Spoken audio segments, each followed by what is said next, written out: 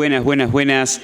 Arrancamos No Digan Cómo Vivo de viernes, viernes 12 de mayo, que nos tomamos un descanso la semana pasada y volvimos ahora. A aquellos que pensaban que no nos iba a ver más, acá estamos otra vez en el aire virtual de Radio Centella para compartir otro viernes lleno de los que nos gusta a nosotros, a la comunidad escritora que siempre nos acompaña, lleno de voces que componen este programa y que nos hablan acerca de la vida como lectores o lectoras y aquellas experiencias como escritores y escritoras. Hoy tenemos otra vez una edición bastante variada y con personajes de la literatura para todos los gustos. Les voy a adelantar una pequeña hoja de ruta para que vayan sabiendo cómo va a ser No Digan Cómo Vivo, este capítulo número 8 de No Digan Cómo Vivo. Y en el primer bloque va a estar una escritora que yo tuve la suerte, la fortuna de leer, no hace tanto, pero que sinceramente leí un libro de ella que se llama Baño de Damas y es de lo mejor que he leído recientemente. Se trata de Natalia Rosenblum, que tuvo la generosidad de hablar con nosotros acerca de lo que vamos hablando capítulo tras capítulo, esto que nos gusta a nosotros de indagar, explorar, sumergirnos en las experiencias de los escritores, en tanto lectores primero, en tanto escritores después, y ya después meternos en los que son sus obras, sus libros. Natalia tiene varios, así que de eso hablamos, y de algún que otro fenómeno reciente que está afectando a la escritura. También en el primer bloque vamos a estar escuchando la voz de otro escritor, de Sebastián Pelayo Murray, que tuvo la generosidad también de mandar a No Digan Cómo Vivo su biografía lectora y también su vínculo con la escritura. En el caso de Sebastián, como pasa a otros tantos, es agradable escuchar cómo fue desde la infancia, con influencia de familiares más grandes, esto que es la biografía lectora, que son los libros y escritores que nos van marcando. En el segundo bloque les voy a estar presentando la entrevista que tuvimos la suerte de hacer con uno de los que para mi gusto es, si no es el mejor escritor y personaje de la literatura argentina, que es Martín Coan. Martín Coan también tuvo la enorme generosidad de brindarse a dar una entrevista con nosotros. Sabemos que Martín, no sé si le gustará tanto que yo diga esto, pero pese a su estatura como escritor, es una persona muy accesible, muy agradable, muy generosa, que no le escatima nunca hablar de literatura, que es algo que le atrae mucho. Y eso hicimos. Hablamos de literatura, hablamos de escritura, hablamos también sobre algo que él hizo referencia en la Feria del Libro. A veces él no lo presenta como una antinomia, pero sí habla como una especie de postergación acerca del lector en pos de una glorificación al escritor. Y él dice: somos todos ante todos lectores. También hace una interesante reflexión acerca de la emergencia de este fenómeno reciente de la inteligencia artificial y su relación con la literatura. Si a nosotros nos gusta escribir y nos gusta leer, no nos tendría que afectar. Algo así dijo Martín Coan, y después vamos a estar viendo en detalle esta linda charla que tuvimos con este genial escritor. También les voy a estar leyendo un fragmento de uno de los libros que nos regaló Ricardo Bizarra nos regaló 4 acá a la producción de No Digan Como Vivo: Caníbal, Reclusa, Caín y Co. y ¿Dónde está ahora el señor Dick? Ricardo, también otro amigo de la casa, tuvo la generosidad de acercarse y alcanzarnos estos libros que son de su autoría para que los repartamos acá entre la comunidad lectora de No Digan Como Vivo, así que no se pierdan porque en los próximos programas estaremos entregándolos. Y para cerrar este No Digan Como Vivo de viernes, en esta hoja de ruta que les adelanto, vamos a tener una nueva recomendación, lo que es ya un clásico de este programa, de Lourdes Reinaga, que nos va a hablar sobre un libro de Leila Zucari. Y para finalizar vamos a tener la suerte también de escuchar a Horacio Fierbercon. En realidad yo voy a leer una entrevista que le hice en esta semana y vamos a ver qué nos dice acerca también de la situación de la poesía, de su vida como escritor, su acercamiento a la escritura y sobre un libro de ensayos que él publicó acerca de La Plata y sus rasgos identitarios. Este reconocido poeta y escritor de la ciudad de las Diagonales, con quien también tuvimos la suerte de hablar en este No Digan Como Vivo de este viernes 12 de mayo, este viernes ya casi entrando al invierno, y que qué mejor de sobrellevar el invierno para algunos como yo. Es una época bastante hostil, con un buen libro o escuchando hablar sobre libros y literatura. Por eso no los entretengo más y vamos a dar el puntapié inicial con quien les anticipé, con Natalia Rosenblum. Natalia Rosenblum forma parte de mi biografía lectora y ocupa uno de los últimos casilleros. Una amiga a quien siempre nombramos en el programa, Pau Ponce, me prestó un libro que se llama Baño de Damas. Me acuerdo que fui a la casa, me prestó un libro y me dice: este te va a gustar. Y cuando yo vi que trataba sobre la historia de una jubilada que desandaba una historia de amor y en compañía de sus amigas, una jubilada que es viuda, yo dije: pero esto me va a gustar a mí. Y la verdad me sorprendió lo bien que Natalia explora, retrata, narra y cuenta lo que es la vida en la tercera edad, lo que es la atracción por otra persona en la tercera edad, en las jubiladas, en las viudas. Así que recomiendo mucho este libro Baño de Damas, porque es un libro que también tiene una pizca de humor y que uno lo lee fácilmente, y que ahí se denotan los dos dotes de esta querida Natalia Rosenblum, que salió de la Facultad de Filosofía de la Universidad de Buenos Aires, que debutó en lo que es en este mundo literario con esta novela que también es conocida, que no he tenido la suerte de leer, que se llama Los Enfermos, y que también tiene Baño de Damas. Como primer bloque de esta charla que tuvimos con Natalia, le pregunté acerca de lo que siempre preguntamos: la biografía lectora. Y esto nos decía Natalia Rosenblum acerca de los libros o escritores y escritoras que la marcaron.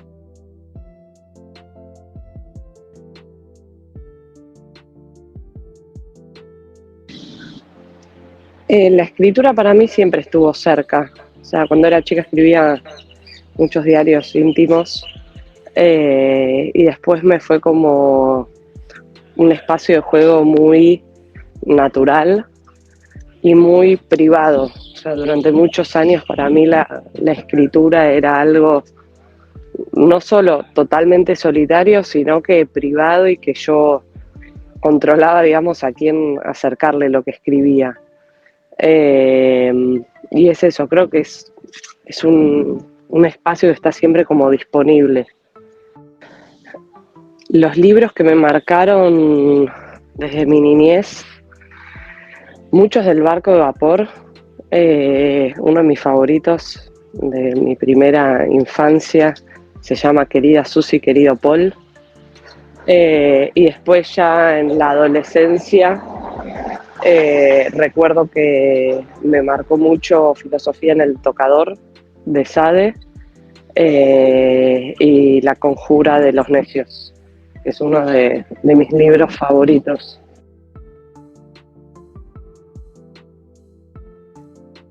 Ahí pasaba Natalia diciéndonos que la escritura siempre estuvo cerca y nos contaba acerca de aquellos escritores o escritoras que la marcaron. Bueno, vamos a seguir indagando acerca de la experiencia, de la trayectoria que tuvo y tiene Natalia con la escritura y también con alguna de sus obras. La escuchamos.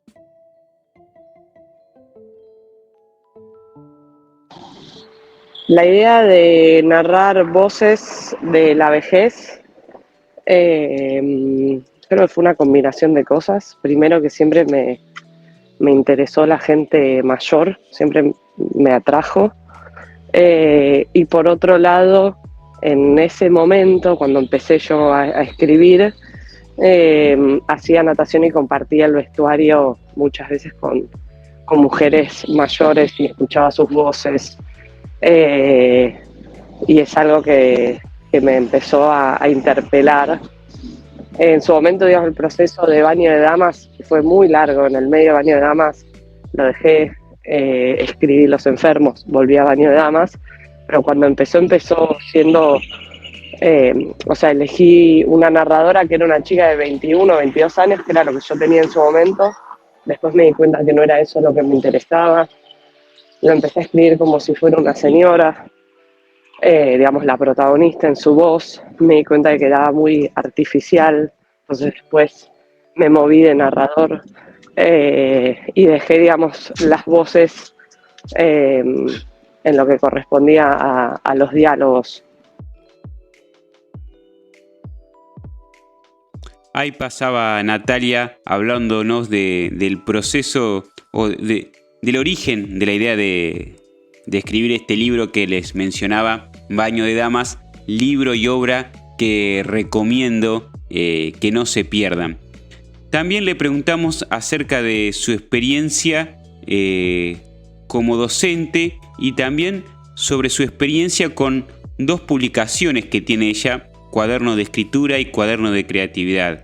Y le preguntamos en relación a esto, ¿qué es lo que siente que aportan sus talleres a quienes participan y qué aportan sus libros sobre el tema? Sobre este tópico interesante que muchas veces se plantea, ¿se puede enseñar a escribir? Esto nos decía Natalia.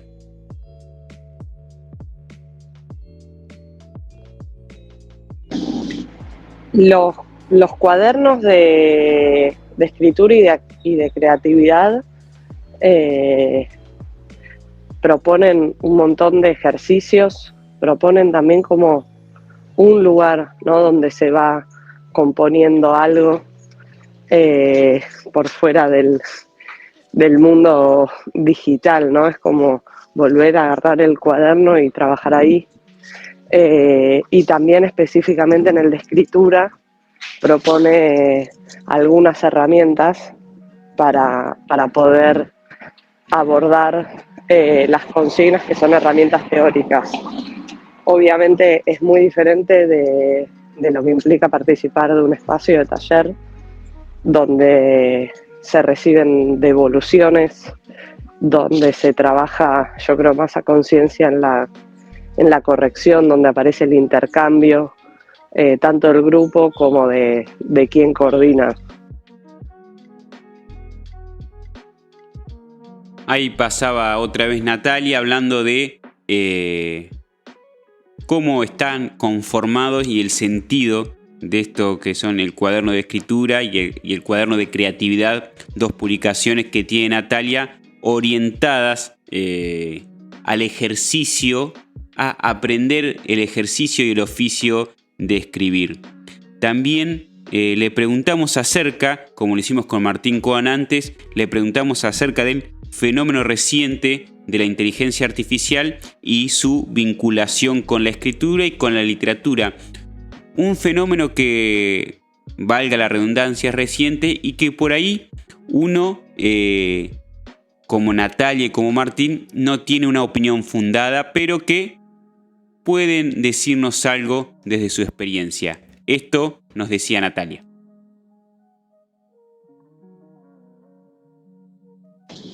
En cuanto a la inteligencia artificial, no sé mucho porque no soy una persona muy tecnológica, pero aún si en algún momento la inteligencia artificial escribiera cuentos y novelas, no creo que eso desanime a quien tiene ganas de escribir a hacerlo.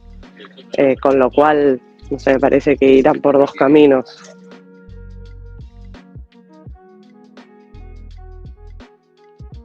Ahí pasaba Natalia en este corto fragmento acerca de su opinión sobre la inteligencia artificial, y para ir cerrando esta entrevista le hicimos la pregunta que hicimos a nuestros oyentes varios programas atrás acerca de qué libro se llevaría de viaje Natalia Rosenblum, y esto nos contaba.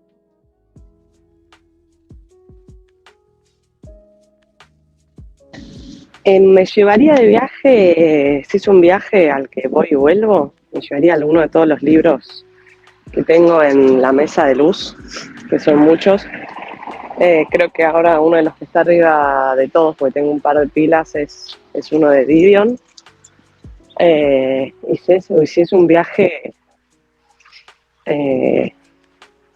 del que quizás no se vuelva y no tiene que elegir un libro, es muy probable que me lleve La conjura de los necios o alguno de Puig. Me gustan todos. Cae la noche tropical probablemente.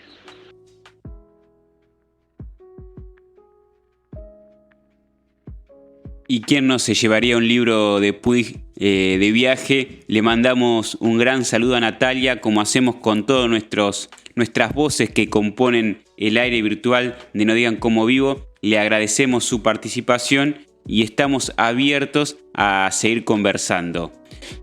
Y la hoja de ruta me marca acá que tengo que seguir con la biografía lectora de Sebastián Pelayo Murray, este amigo que conocí sus narraciones, la saga que escribe en El País Digital, que la recomiendo, y que le pregunté acerca de su biografía lectora, alguien que dedica tiempo a escribir, cuáles fueron, como entiendo yo la escritura, creo que uno, y como mencioné antes, tiene el punto de partida de la escritura en su vida como lector o lectora. Así que hablamos con Sebastián Pelayo Murray acerca de sus libros que lo fogonearon, que los marcaron, y también de su acercamiento a la escritura. Y esto nos decía Sebastián en el aire de No Digan Cómo Vivo. Mi historia no es muy distinta, me parece, de quien se crió rodeado de libros. Alguna vez me imagino haber puesto los ojos muy grandes, ya algo curioso, pero todavía eran herméticos para mí. Yo vivía entonces en casa de Buenos Aires, en el barrio San Cristóbal, Independencia y Sarandí, en el edificio antiguo. Una casa que sigue siendo idéntica, un tesoro de misterios. Y en particular el escritorio, que es la habitación donde parece haber empezado todo, donde están por fortuna las bibliotecas de mis abuelos Pacheco y de mi abuelo Murray, de quienes heredé seguro esto de los libros y la escritura.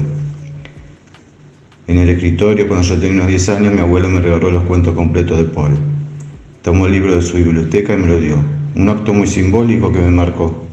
Y pronto ya buscaba otros libros, Drácula, los de Sherlock Holmes, Moby Dick. Me gustaban el terror y la aventura. Esa época fue mi primera parte de la historia con los libros. La segunda parte fue por la adolescencia, cuando leí en especial el Zaratustra de Nietzsche, La voluntad de Schopenhauer, De Profundis de Wilde, autores anarquistas, Libros geniales, los de mis bisabuelos, sin embargo más oscuros, más políticos, menos divertidos. Y pasó un tiempo hasta que leí los libros de poesía de mi abuelo, sobre todo de Pie entre los relámpagos, que me hicieron sentir más animado. Y en consecuencia también leí mucho a otros poetas y a otros poetas. Y a la poesía la tenía definitivamente arraigada, naturalizada. Pero fue la mezcla de aquellos libros de filosofía, por decir, y todo lo demás, lo que me condujo a mi posterior lectura: Walsh, Rondo, Santoro, Bustos, Conti, Osterheld, escritores desaparecidos y asesinados. En esa época fue cuando comencé a sentirme melancólico y también leía a los suicidados. Tengo que decir que leí muchos libros, pero sin ser voraz, que hoy en día soy más selectivo, por lo que leo menos, al margen de que a mis 50 ya me sea imposible leer a la luz de una vela. Y pasó más tiempo hasta recaer en esta época. Amor, hijos, donde leo los libros de Axar, Sherlock, Luiseide, Dubín, Pereiro, Raninqueo, Palladoro, Sari, contemporáneos y cercanos, protagonistas, casi en el caso de Sadi, de lo que escribo desde hace mucho, o ahora, cosa que por cierto todavía no tiene nombre, y que agradezco, Seba, que me publiques en El País Digital. En cuanto a la escritura, no oculto los libros que he leído, meto mucha influencia, mucha referencia, pero casi siempre adrede. Me interesa mucho el collage, el arte pop, y nada, creo que se ve reflejado. En cuanto a eso, creo que el elogio, o quien puntualizó mejor, fue el propio Duseide, que además de instarme a publicarlo, dice que se trata de una anómala narración médano, lo cual creo que puede ser cierto. Bueno, ahí pasaba Sebastián Pelayo Murray, este amigo que nos dio a conocer su biografía lectora y su vínculo con la escritura, y le agradecemos mucho por este ratito compartido acá en No Digan Cómo Vivo. Y ya vamos cerrando también este primer bloque de este capítulo 8, pero tenía una deuda pendiente. Hay un libro que todavía no ha sido sorteado y que, si algunos no recuerdan, empezamos el sorteo en el programa anterior, que fue hace 2 semanas. Así que ahora este es el libro del cuaderno Las 3000 preguntas, que Rocío lo presentó, Juan está del otro lado, en el último programa, y que ahora les voy a leer alguna otra pregunta para que al chat de quienes estén viendo por Twitch me puedan contestar. A ver, voy a elegir así aleatoriamente. Una pregunta interesante, a ver quiénes se animan a contestar. Pueden hacerlo al chat del Twitch, pueden hacerlo a las redes sociales, al Instagram de No Digan Cómo Vivo, quienes lo tengan, o a mi teléfono al 221 45 96 447. 45 96 447 y participan por el libro de las 3000 preguntas, respondiendo esta que les voy a leer a continuación. ¿Qué pensás de la monogamia? Un tema urticante que yo no voy a responder. Así que repito otra vez. Me contestan, ¿qué piensan de la monogamia? Pregunta 1049 de este libro de las 3000, el cuaderno Las 3000 preguntas, y van a participar con otros amigos más que ya están anotados desde el programa pasado por este libro, que va a ser sorteado el próximo programa en el capítulo 9. Pueden hacerlo a nuestras redes, al Facebook, al Instagram, de No Digan Cómo Vivo o de Radio Centella, o pueden hacerlo al chat del Twitch, aquellos que nos están siguiendo por ahí, o pueden mandarme un mensajito, no preguntándome a mí, sino respondiendo ustedes qué piensan de la monogamia al 221 45 96 447.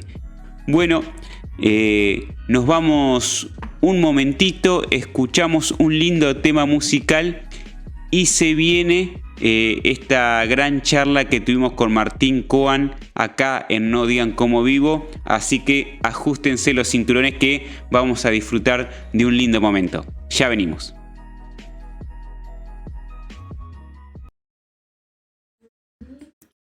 Bueno, acá estamos de nuevo después de este corto intervalo acá en No Digan Como Vivo para vivir otro bloque más de este programa y vivir la experiencia, compartirle la experiencia, mejor dicho, de esta linda entrevista que tuvimos el agrado de hacerle a Martín Coan, este escritor que nos ha dado tanto, que estuvo en No Digan Como Vivo. Vimos un fragmento de aquella discusión acerca de los 30.000 desaparecidos y esos fundamentos notables e incontrastables que le dio Martín en aquella memorable charla televisiva y que nos ha dado tanto literariamente con sus libros 2 veces Junio, Ciencias Morales, Los Cautivos, Bahía Blanca,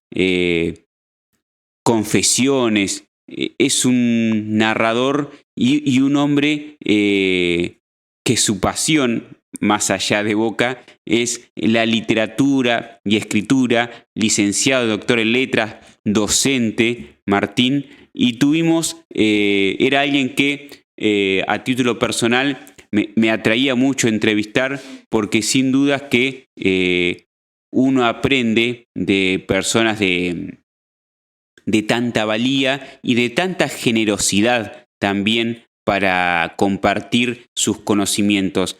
Hay algo del pensamiento de Martín, de la postura de Martín, que siempre trata de reflejar en sus apariciones públicas, en sus discursos, en sus entrevistas, y es esto de muchas veces cómo al escritor se lo tiene en un pedestal, y él para eso también cita a otra genia que en algún programa le vamos a dedicar un segmento especial, como es Eve Uart, que decía: yo nací bebé, no nací escritor o escritora, y eso está presente y estuvo presente en la charla que tuvimos con Martín Coan. Él no lo plantea como una dicotomía, pero sí habla de esto de vanagloriar al escritor o a la escritora en pos de postergar al escritor. Y somos todos escritores ante todo, o escritoras. De esto habló Martín en la Feria del Libro.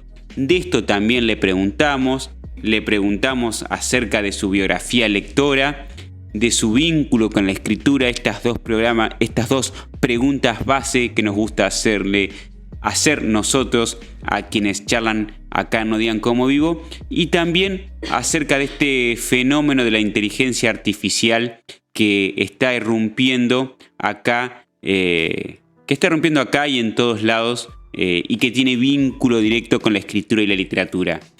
Así que no los entretengo más. Por ahí la charla técnicamente no fue óptima como en otras ocasiones, porque los dos teníamos dificultades de conexión. Tal vez él porque tenía la bandera de Boca atrás, no lo voy a saber. Pero bueno, no los entretengo más y los invito a que vean esta charla que tuvimos con Martín Coan acá en No Digan Como Vivo.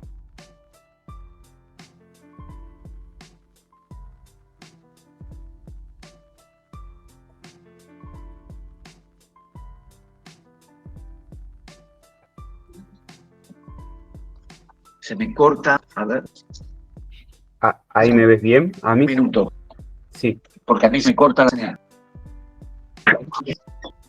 Dale, tranqui.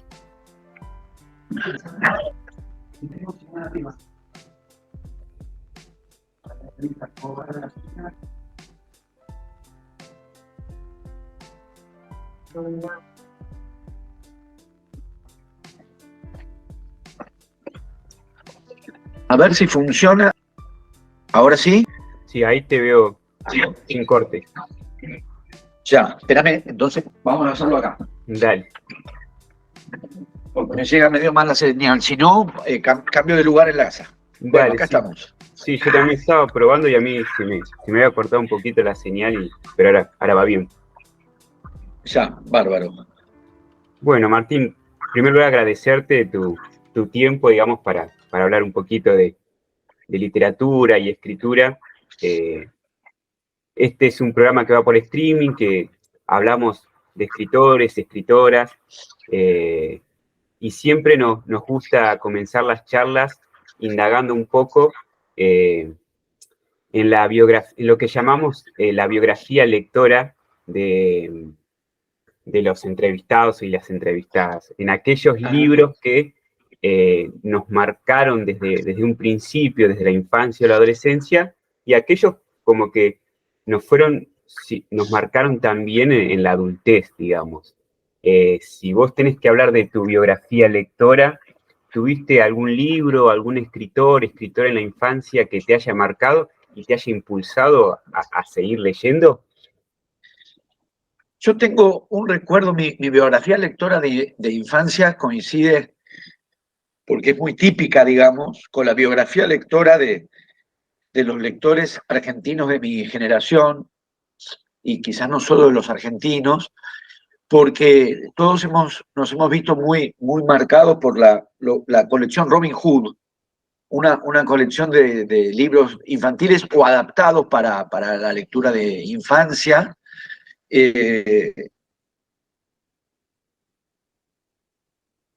Hablando con otra gente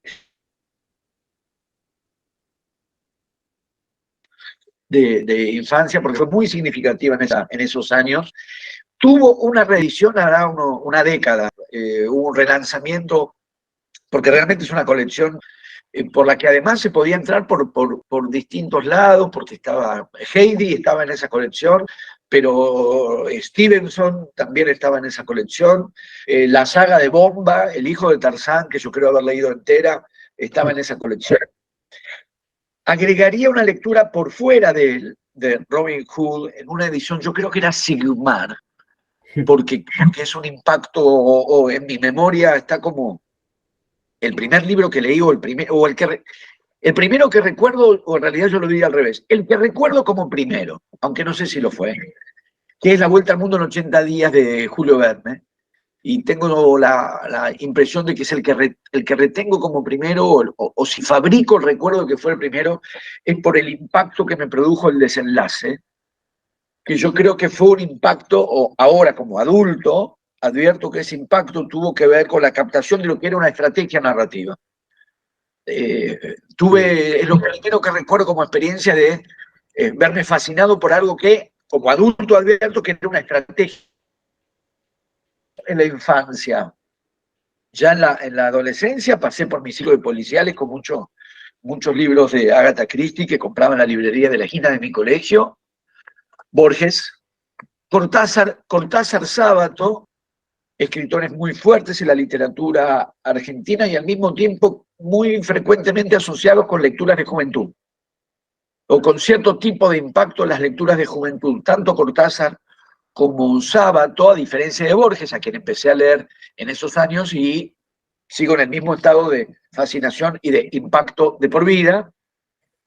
Y después de ese segundo ciclo, que son las lecturas, digamos, de adolescencia y de juventud, el corte, claro, que supuso entrar, yo soy profesor de literatura, el momento en que paso a una formación más sistematizada de mi condición de lector en la carrera de letras, y en ese punto mi biografía lectora se abre a otro universo donde no habían estado en escena antes Juan José Saer, Ricardo Piglia, Manuel Puig, Fogwill, César Aira, escritores que empiezo a leer a partir de ese momento y claro que siguen hasta hoy. Y en cuanto a la escritura, ¿Cuándo surgió tu vínculo con la escritura? ¿Apenas comenzó tu ciclo como lector o hubo una distancia temporal en eso? Yo recuerdo todo eso bien junto. Porque asocio las dos escenas, la de la lectura y la de la escritura, con una escena que tiene una marca propia o especialmente subrayada, si uno quiere decirlo así, en la infancia, que es el gesto y la escena por la cual alguien se aparta. Todo lector se aparta.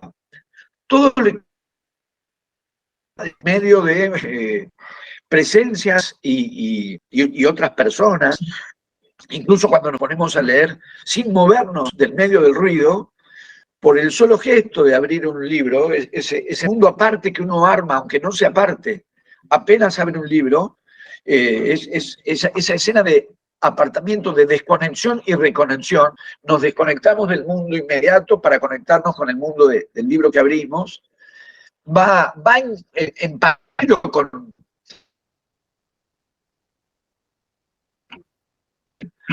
Aunque escriba en un aula de la escuela, mientras alrededor los compañeros hacen otras cosas, solo que me parece que en la infancia por ahí queda como un gesto más inquietante en algunos casos. ¿Qué le pasa a este chico que en vez de jugar con todos los demás, y uno jugaba con todos los demás, pero en otros momentos dejaba de jugar con todos los demás y se ponía a leer o se ponía a escribir? Yo lo recuerdo todo eso, ni siquiera unido. O sea, los 10, 11 años, yo ya me recuerdo con un gran gusto por leer, pero también por un gran gusto por escribir, con la sencillez de la escena, digo, para no cargar de pomposidad, no es que era escritor, ni estaba eso en el frente. Cuando nos daban en la escuela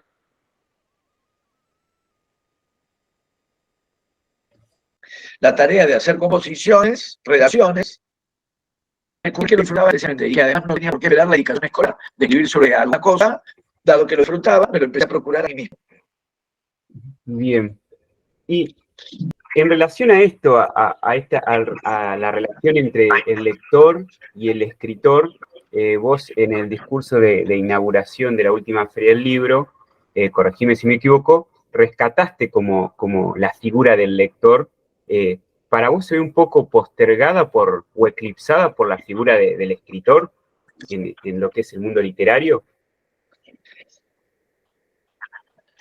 Yo, digamos, primero diría, es fundamental para mí no pensarlo como una especie de antinomia, porque además no habría por qué pensarlo como antinomia en la medida, y esta sería la primera invocación para mí, desalojamos la formulación de una supuesta antinomia si subrayamos la idea de que cada escritor se piense a sí mismo ante todo como el lector que es o que se supone que es.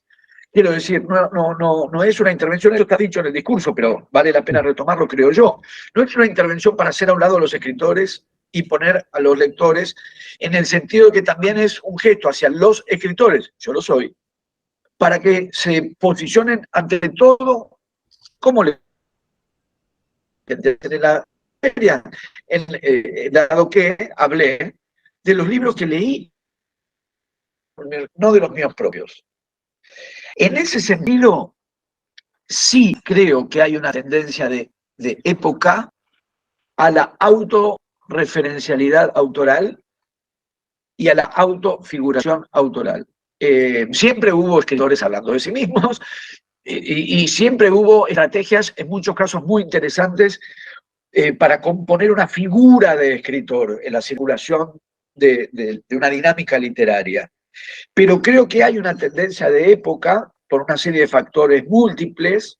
Uno de ellos puede ser ciertas condiciones habilitadas o promovidas por las nuevas tecnologías, porque con las nuevas tecnologías hay una tendencia general a que cada uno se exponga y que el asunto con el cual cada cual pone su palabra o sus imágenes en circulación tiende a ser uno mismo.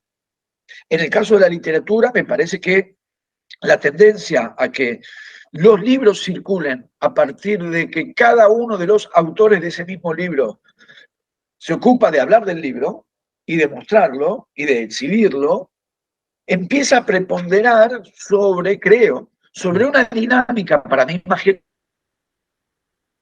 escribe ese libro, lo publica, y quienes lo recogen, se interesan, lo difunden, lo hacen circular, son los lectores. Por eso insisto, no es contra los escritores, porque también convoco a que cada escritor convoco. Me parece a mí, después qué sé yo, imagínate. Pero, porque convoco suena a una especie de llamamiento que tampoco pretendo haber hecho, sí una toma de posición. Si cada escritor se asume ante todo como lector y pone en circulación los libros que leyó y le interesan, y lo pone en circulación además bajo la modalidad de la lectura, no.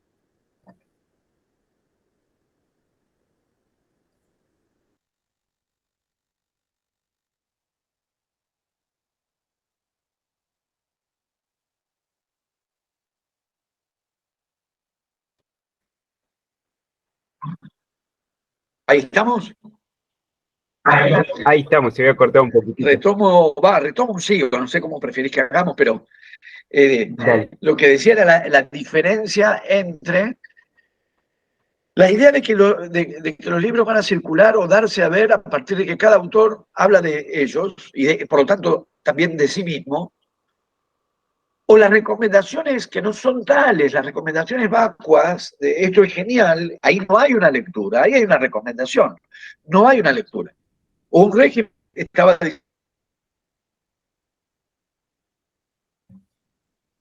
y nos hemos favorecido mutuamente, y hay tampoco.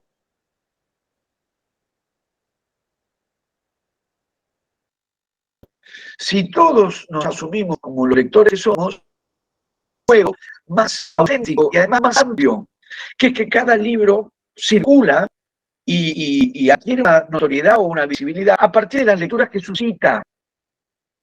En ese sentido sí creo que vale la pena, digamos, hacer hincapié en esto, porque la tendencia, me parece a mí, de época, es que cada autor pase a funcionar como un agente de prensa de sí mismo.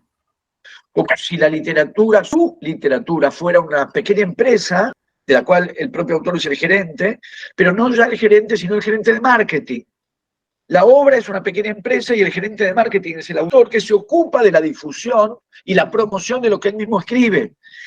Estoy generalizando y quizás exagerando, pero algunas de estas líneas son perceptibles en el estado de cosas de la literatura, y volver al lector y a la lectura me pareció necesario.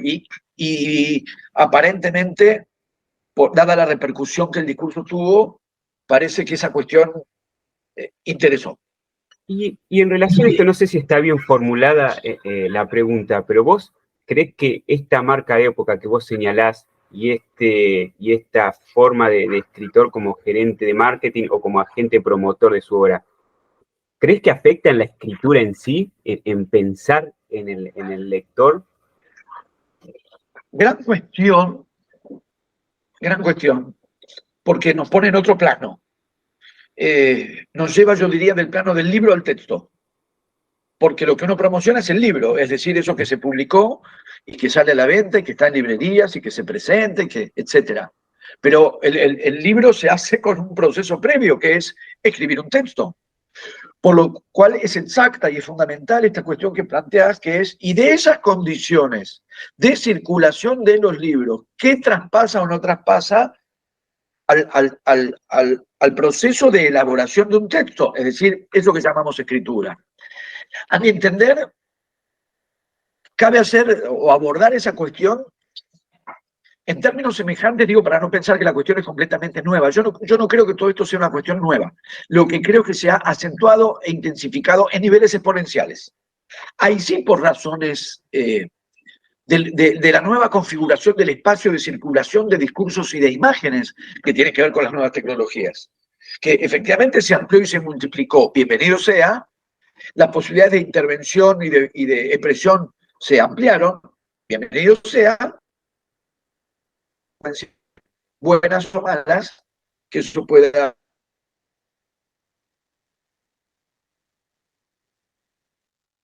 Era una pregunta legítima también para la literatura de lo que se llamaba y se llamaría hoy bestsellerismo.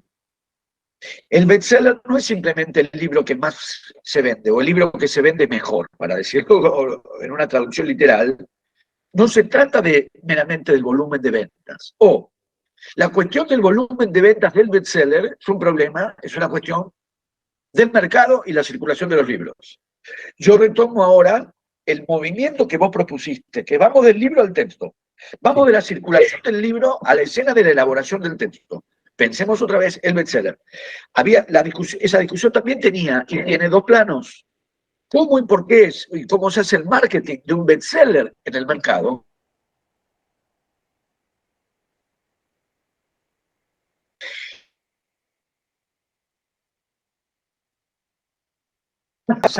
La escritura.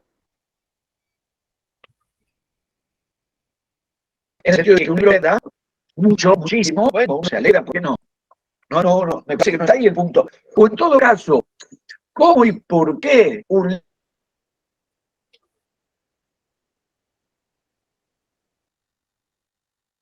es una discusión?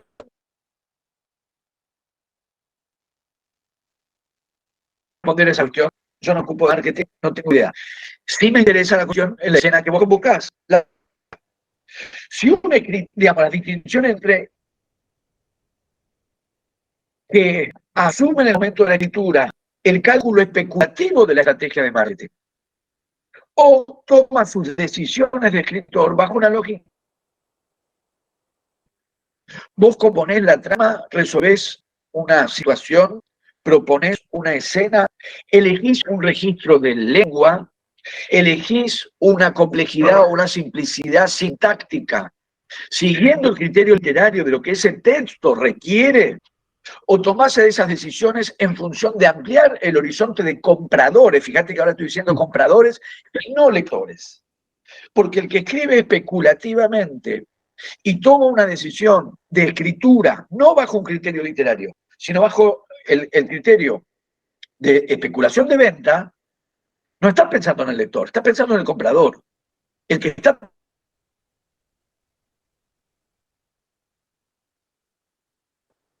Después cada uno haga lo que quiera, ¿no? Pero me parece importante hacer la distinción conceptual. Bien.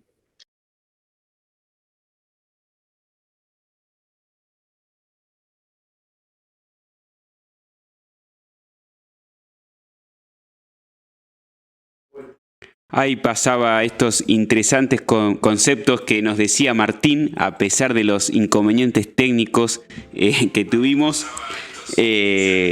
Vamos a estar escuchando la segunda parte de la entrevista en el próximo programa de No Digan Como Vivo. Los dejamos con las expectativas y vamos a seguir escuchando estos conceptos de Martín. En la primera parte de esta entrevista nos habló acerca de sus inicios como lector y también su lectura sistematizada. Recuerdo que Sergio Holguín había utilizado también esa frase a partir de su ingreso a la Facultad de Letras, donde ahí encontró escritores como Aira, como Puig, como Saer. Martín Coan es un gran admirador de Saer, y también nos hablaba esta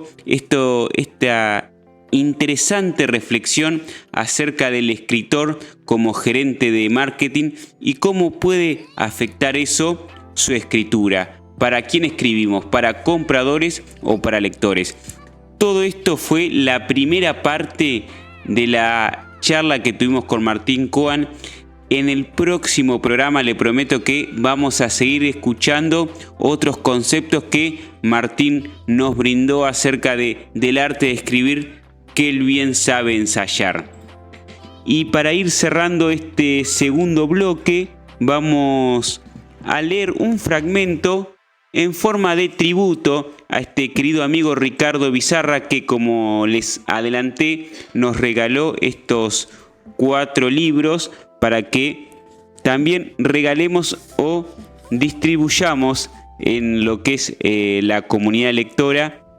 Y vamos a leer un fragmento de este libro que se llama Caníbal. Vamos a leer la especie de sinopsis que está en la contratapa primero, que la escribió Luis Osvaldo Tedesco, Caníbal, de Ricardo Bizarra, y dice así: Caníbal no nació caníbal, es el resultado de un orden social caníbal que redujo su voluntad psíquica al avatar del animal humano, que necesita matar para sobrevivir. Los dueños de la tierra matan tomando para sí la plusvalía del trabajo y reduciendo a la pobreza, a la escasa o nula educación, a la marginalidad, a los fabricantes de su bienestar. Caníbal es el producto exquisito de la demencia social. Ricardo Bizarra no necesita acudir al formato expresionista y tampoco al parapento sentimental. Sus frases son placas fotográficas de sonoridad contundente, informan sobre los hechos, no revuelven el caldo de cultivo de la buena conciencia. Bizarra cuenta sin deleite, solo intenta y lo logra, hacernos comprender la magnitud del daño en que vivimos. Estas fueron las palabras de Luis Osvaldo Tedesco sobre esta obra, este libro de este amigo, este poeta y narrador platense Ricardo Bizarra, a quien tuvimos la suerte de escuchar hace algunos programas, y le voy a leer este pequeño relato con el que inicia este libro, que se llama así: Los Hechos. En la provincia de Santa Fe, en la localidad de Cayastá, el 19 de enero de 1936, un niño de 12 años denuncia en la policía la desaparición de su hermano mellizo Eusebio Lugones. Relata que estaba con su hermano en el paraje El Dorado el día anterior y que no volvió a verlo, que pudo haberse ahogado. La policía busca al niño por el río sin mayores resultados. Al día siguiente, el niño Juan Cruz Lugones rectifica lo dicho, aseverando que su hermano se fue en una canoa con un hombre desconocido. Al no aparecer el cuerpo, la policía deja de buscarlo. El 20 de mayo, las autoridades policiales reciben una denuncia de cuatrerismo y llegan a la isla donde un hombre, rodeado de perros salvajes, estaba comiendo. Tenía una escopeta en su poder. Los policías simulan ser pescadores y entablan diálogo con el extraño. Al rato, el hombre confiesa ser el asesino de Eusebio Lugones. Lo llevan detenido al destacamento policial y así comienza esta historia. Qué buena narración, qué buen relato de este querido amigo Ricardo Bizarra. Da ganas de seguir leyendo Caníbal y sus otros libros, Reclusa, Caín y Co, y lo que es su última novedad literaria, ¿Dónde está ahora el señor Dick? Le agradecemos a Ricardo y tal vez sigamos leyendo en los próximos programas algún otro relato de este libro, que la verdad que tiene Ricardo la virtud de atraparnos con su narrativa. Y así llegamos al fin de este segundo bloque de este programa No Digan Como Vivo, este capítulo 8, para darle lugar, después de un breve intervalo, a lo que es el tercer y último bloque, donde vamos a estar escuchando las recomendaciones de Lourdes Reinaga y vamos a estar leyendo la entrevista que le hice a este poeta platense Horacio Fiebelkom. Así que no los entretengo más, un pequeño descansito y volvemos a transitar la última parte de este capítulo 8 de No Digan Como Vivo. Ahí pasaba este breve corte musical acá en No Digan Como Vivo para sumergirnos de lleno en lo que va a ser la recomendación de Lourdes, que es un clásico, una habitué de este programa, que la vio el fin de semana y me prometió estar en el estudio acá de Radio Centella un viernes de estos, así que las puertas están abiertas. Los esperamos porque seguramente va a venir con Félix. Y por lo pronto vamos a escuchar esta completa recomendación de un libro que me comentó cuando la vi que estaba leyendo y que ahora nos comparte su experiencia con esta obra de Leila Zucari, Casi Perra, este libro que no les voy a dar más detalle, que Lourdes nos va a contar a continuación, primero introduciéndonos en lo que es la estructura, la sinopsis de este libro, después dando sus impresiones acerca del libro y por último nos va a leer un fragmento de esta obra de Leila Azucari. Así que no los entretengo más, vamos a escuchar la voz de Lourdes Reinaga, que otra vez nos mandó una recomendación.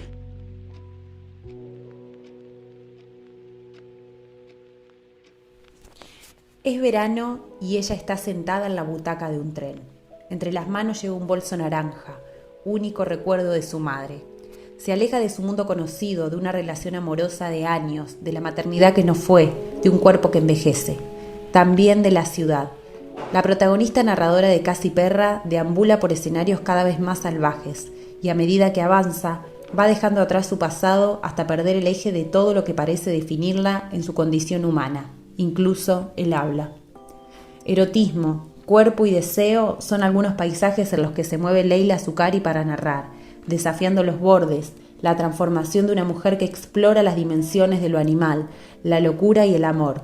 Una novela que se lee sin soltar el aliento de principio a fin. Bueno, hoy la recomendación que les traigo es Casi Perra de Leila Azucari.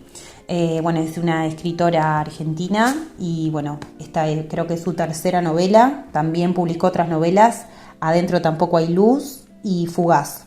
Esas dos no las leí, las tengo ahí en reserva, pero tengo, este fue uno de los últimos libros que leí y la verdad que lo recomiendo muchísimo.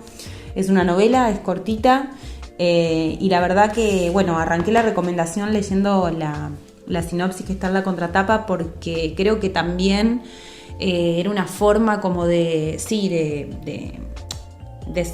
sé si de simplificar, pero creo que reúne un poco todo lo que la autora dice en esta novela, ¿sí? Trata de una mujer que huye de toda su identidad construida, ¿no? De todos las convenciones o los mandatos por ahí establecidos para la mujer, de una maternidad que no fue, de una relación de pareja monogámica, heterosexual. Y creo que además de la trama, que es como, me parece como muy original en el sentido de que es una mujer que abandona todo para descubrirse y se va a vivir como dice, se va a vivir como si fuese un animal. Entonces, como este personaje construido por Leila y narrado de una forma hermosa, porque lo tienen que leer, la verdad que tiene mucho ritmo, de verdad, como dice la reseña. Te deja creo que sin aliento de principio a fin, no puedes como parar de leerlo, tiene mucho ritmo, a mí me gusta mucho esto de narrativas de estilo prosa y la verdad es que el personaje me parece como muy original, muy auténtico y me parece que son pocas las veces las personajes que yo he leído en otras novelas de ir más allá de esta identidad construida, sobre todo para las mujeres, más allá de los mandatos que tienen que establecer y cómo también toca puntos como, qué soy más allá o qué es una mujer más allá de lo que conoce en temas como en erotismo, en pareja, en todos estos temas que por ahí siempre están tan establecidos y son tan arraigados a la construcción de una identidad y cómo el personaje va más allá de todo eso y cómo se arriesga y va a vivir de una forma muy salvaje para poder descubrirse también quién es. Esa es como mi interpretación, también es lo que da por ahí esta novela, es como por ahí para cada lector que puede leerlo, como por ahí puede tomar otra interpretación. A mí me movió muchas cosas por ser mujer y por tener también, creo que todas las mujeres y todas las personas también, su identidad está construida por un montón de capas y por un montón de construcciones, a veces impuestas y a veces no, pero creo que este libro también lo que plantea es ir más allá de todo lo que uno cree que es. Entonces mueve muchísimo a quien lo lee, a mí me removió muchísimo y bueno, eso por ahí lo que tiene que ver en cuanto a la trama y por ahí con el sentido más connotativo de la historia. Después, impecable sus palabras, su lenguaje, me pareció muy poético, me pareció muy hermoso y también muy animal la escritura, ¿no? Como muy... ir como a hablar de una forma bastante animal o salvaje, ¿no? Que muchas veces el humano está alejado y desconectado por ahí de esta...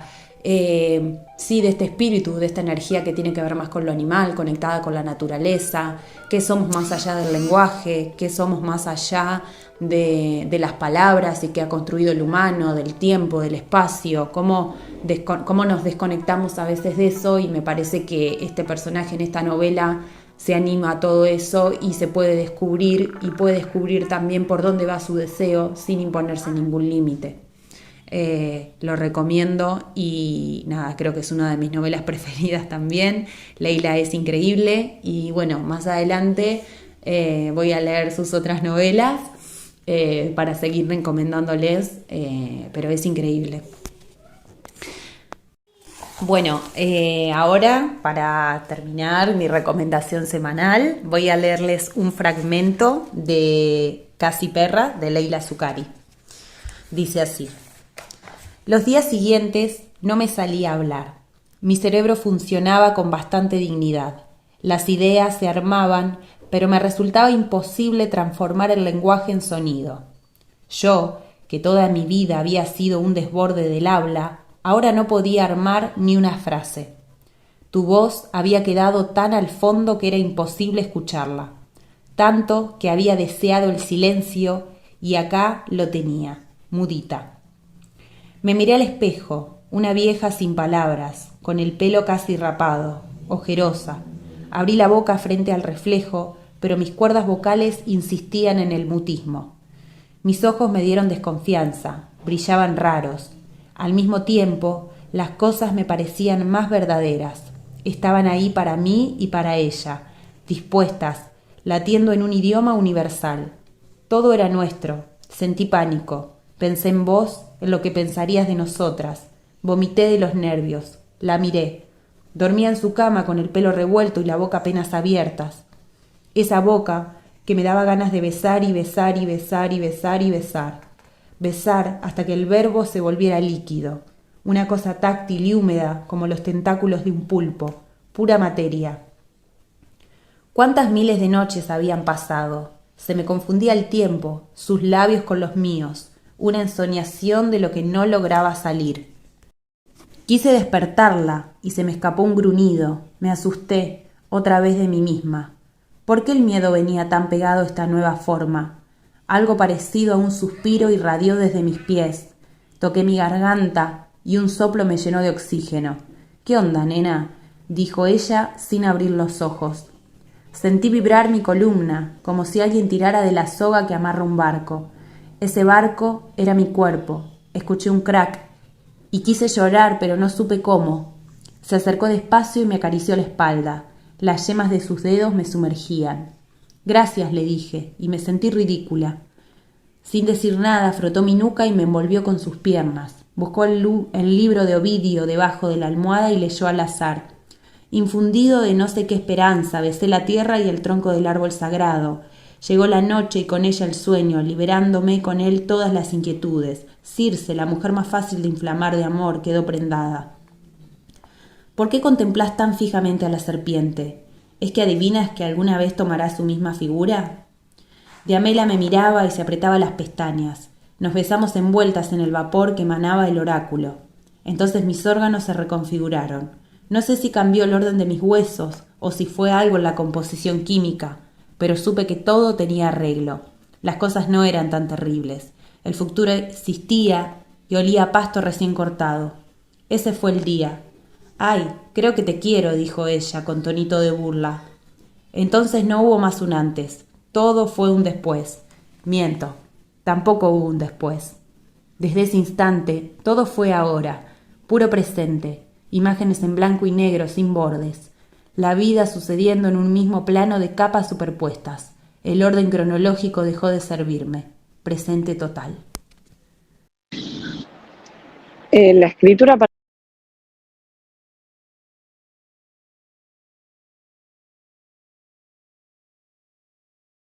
Ahí pasaba Lourdes Reinaga introduciéndonos en este universo literario de Casi Perra de Leila Azucari, esta particular obra que da ganas de seguir conociendo acerca de ella, de seguir leyendo este libro Casi Perra que nos trajo Lourdes Reinaga, a quien le agradecemos nuevamente su participación y su colaboración acá en No Digan Cómo Vivo, en este capítulo 8 que va llegando a su fin. Pero antes le agradecemos a Vale Reinaga, otra de mis hermanas, que me mandó un texto acerca de la monogamia, así que ya está participando del sorteo por el libro de el cuaderno de las 3000 preguntas. Y les decía que para ir cerrando les voy a leer una entrevista que le hice esta semana a este poeta platense Horacio Fierbercon, un poeta, un experimentado narrador platense que tiene bastantes libros publicados: Poemas contra un ventilador, El pantano, Patada de chancho, Cerrá cuando te vayas, El sueño de las antenas, entre otras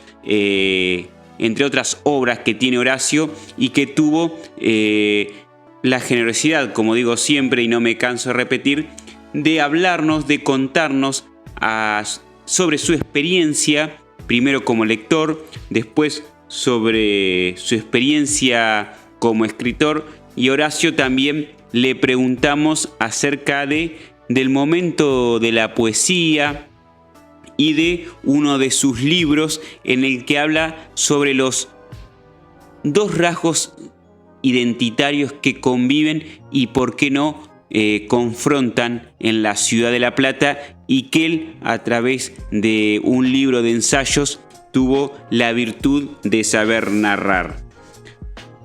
Así que en lo que fue la primera pregunta a Horacio, le preguntamos qué libros y o escritores te marcaron a lo largo de tu vida, desde tu infancia a la actualidad.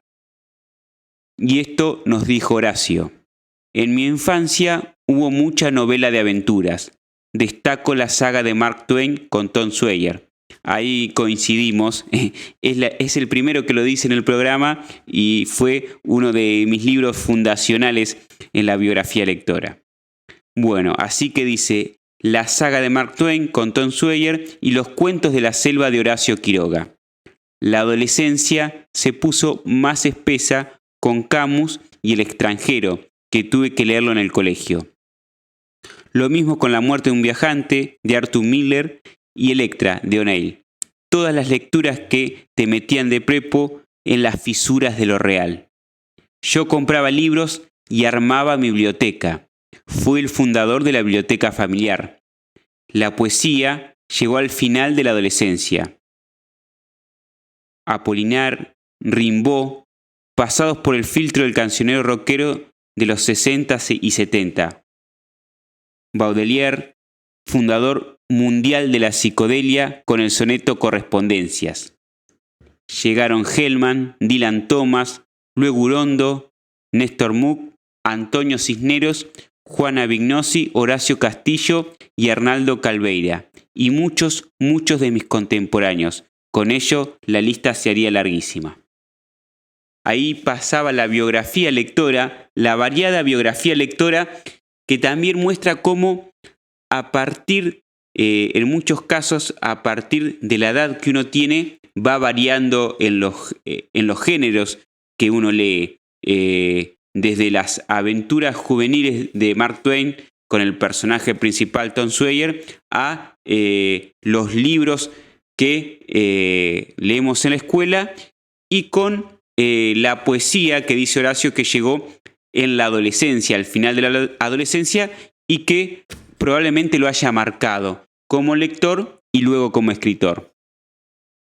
Sobre el vínculo con la escritura, Horacio nos dijo que, más o menos a la edad en que todos los chicos y chicas comienzan a escribir, solo que casi todos dejan de hacerlo y yo seguí escribiendo, a veces para cumplir con el mandato de redacción en la escuela.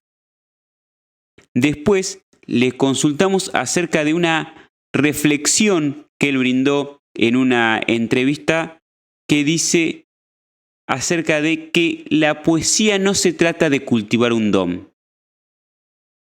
Y Horacio respondió: no solo la poesía, esto va para todas las versiones de la prosa, sea narrativa o ensayística. La idea del don es un residuo cretino del pensamiento romántico, que todo lo ve en términos de cosa sagrada o mágica, y le pone un halo de misterio a la figura del escritor. Entonces viene una tía tuya y te dice: ay, ¿por qué vos tenés el don? Y no tengo ningún don. A lo sumo tengo algo para decir, y busco la mejor manera de decirlo. Y en el camino voy incorporando herramientas, y se va ensanchando la paleta de colores.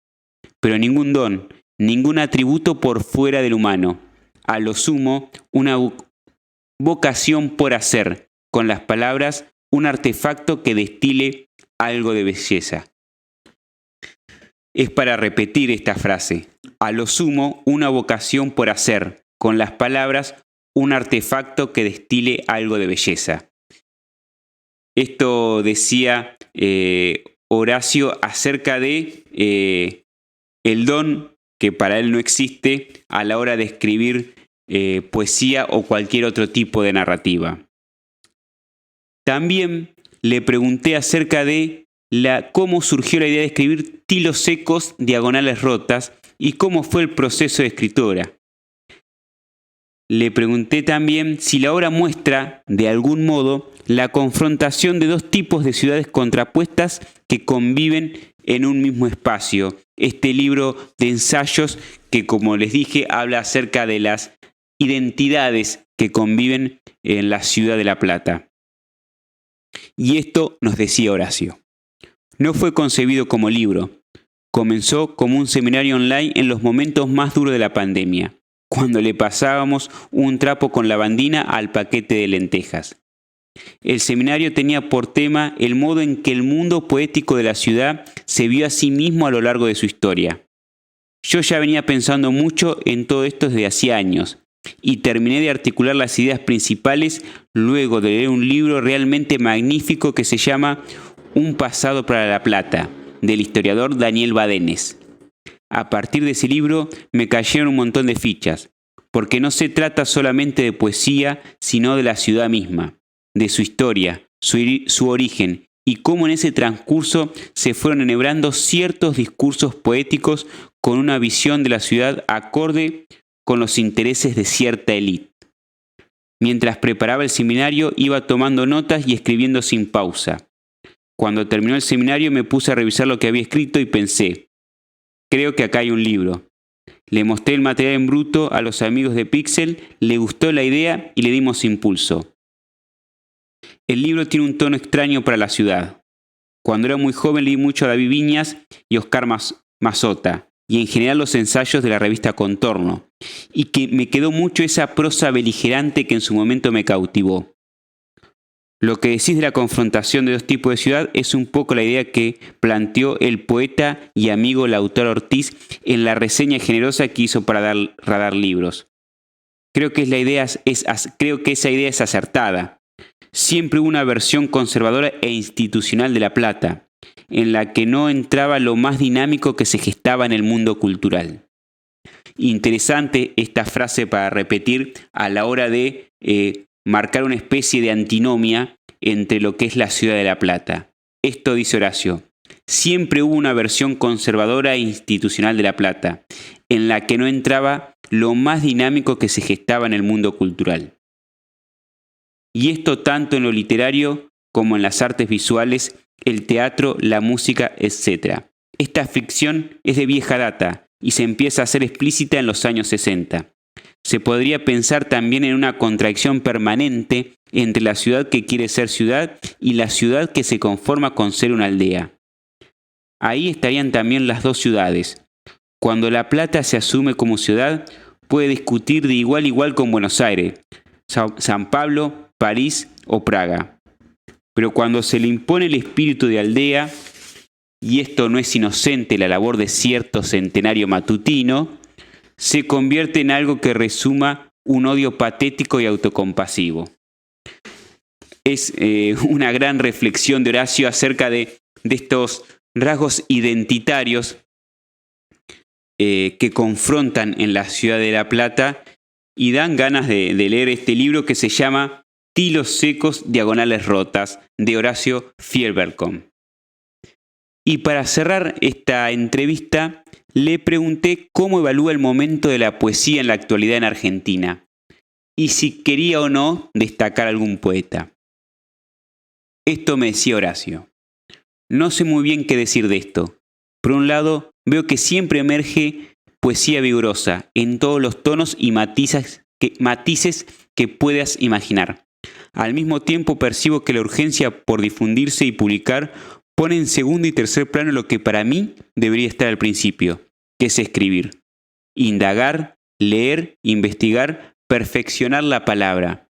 Por momentos pareciera que importara más el hecho de que te consideren poeta, escritor o escritora o lo que fuere, como si eso te garantizara de antemano algún prestigio o alguna ventaja en algo, o en el peor de los casos, alguna superioridad moral. Aquí es donde sigo viendo la larga cola del romanticismo y su enorme catálogo de pelotudeces. En cuanto a la otra pregunta, voy a excusarme de responder. Aprecio mucho la poesía de tantísima gente en actividad, pero en cualquier cosa que diga, y más allá de cualquier intención, puede ser tomada como una bajada de línea o cosa parecida. En resumen, no bajo línea en mis talleres a favor de tal o cual estética, y tampoco lo hago aquí. Esta fue las preguntas que componen la entrevista que le hice a Horacio Fierbercom, que también voy a compartir, seguramente la voy a publicar en el portal El País Digital, donde también tengo la suerte de escribir, y seguramente va a salir publicada esta entrevista el domingo para todos aquellos amigos de la comunidad lectora y escritora que tengan ganas de leer con mayor detenimiento estas reflexiones de este maravilloso poeta que tuvo también el gesto de charlar con nosotros y contar y reflexionar acerca de la escritura, la lectura y la poesía. Así que fue una muy linda forma de cerrar este No Digan Cómo Vivo, este capítulo 8 acá en Radio Centella, y nos despedimos hasta la semana que viene cuando demos inicio al capítulo 9 de este No Digan Cómo Vivo en el aire virtual de Radio Centella. Los dejo, que pasen un buen